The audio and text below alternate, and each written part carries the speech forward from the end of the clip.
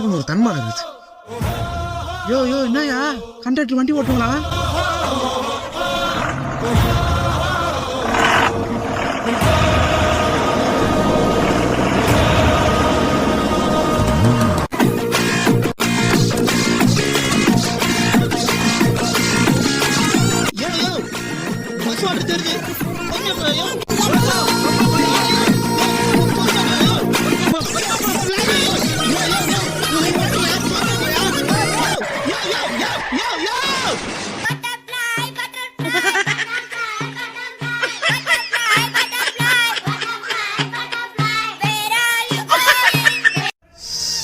Sofa இடுப்பு காலு ரெண்டு வலிக்குதே.